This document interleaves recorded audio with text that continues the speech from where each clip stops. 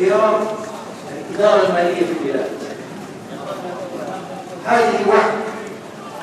ثانيا، نحن نؤيد تأييدا تاما التعبير السلمي عن رفضها بواسطة المواطنين، ونعتقد أن هذا الحق حق إنساني وحق دستوري لا يجوز لأحد أن يسلبه من المواطنين.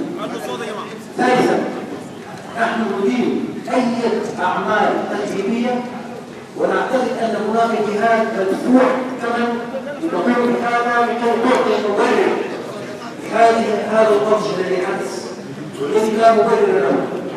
وعلى أي حال نحن منذ عام ونصف قد قررنا أن هذا النظام لا يمكن تغييره ولا بد من تغييره، وتغيير هذا النظام بموجب ما أعلنا ميثاق بنظام جديد.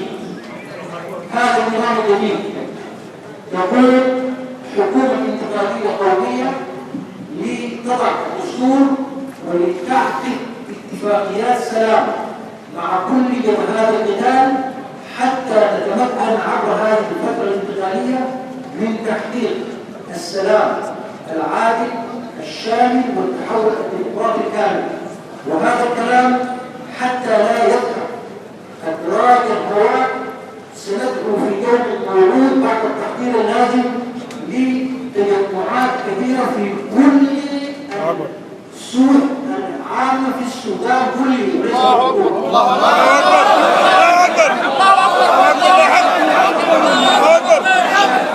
من بكرة طوالي سندعو لهذا التجمع حتى يرى القاسم والداني والوطن والكندي أن شعب السودان في أغلبيته الساحقة يريد نظاما جديدا،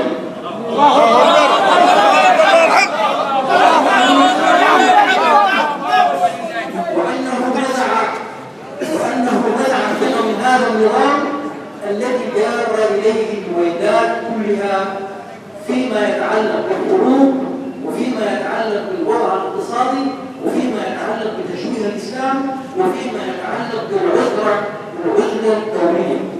ولذلك نحن إذ نؤيد كل من يتحرك من المواطنين للتعبير السلمي عن رفضه لهذه الإجراءات وعن مطالبته بنظام جديد سوف تقرر اليوم الموعود بعد أن نتأكد أن القوى السياسية كلها قد وقعت على ميثاق النظام الجديد، ثم نحكم عليه حتى نحقق ذلك النظام الجديد عبر الوسائل السلمية إن شاء الله.